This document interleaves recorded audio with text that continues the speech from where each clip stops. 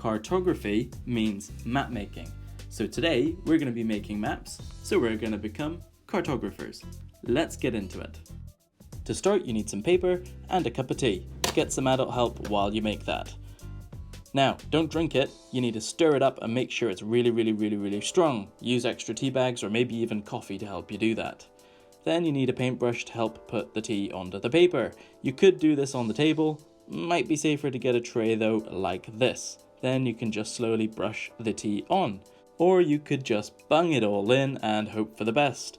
Just make sure that the paper doesn't get too soggy, otherwise it rips really easily. I had to redo it a bunch of times.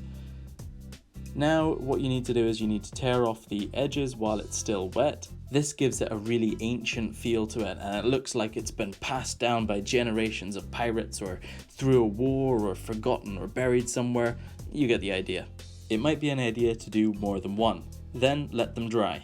Once they're dry, pick one that you like and then start doing the outline.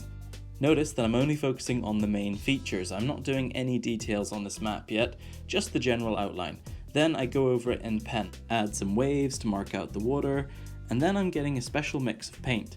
It's green paint, but it is very watery. The aim isn't to colour it in fully, it's just to make it look like there once was colour, but that time has faded it all.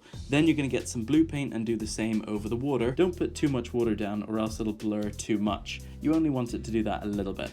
Then you need to let it dry. Once it's dried, I'm back to drawing, and this time I'm doing details. So first doing it with a pencil, then going over it with a pen.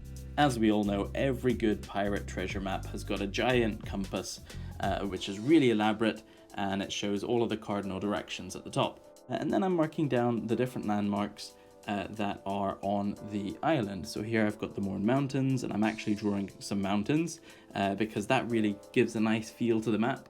Just take your time and don't rush this part. I'm drawing some trees, just lots of little details. There's the north coast. Why not have a little ship, because ships are so cool. There we go. And of course, a little whale or some sort of sea monster. Done. And that is how to make an epic ancient map using materials from home. I hope you enjoyed watching it, and I'm really looking forward to seeing all of your marvelous creations. Catch you next time.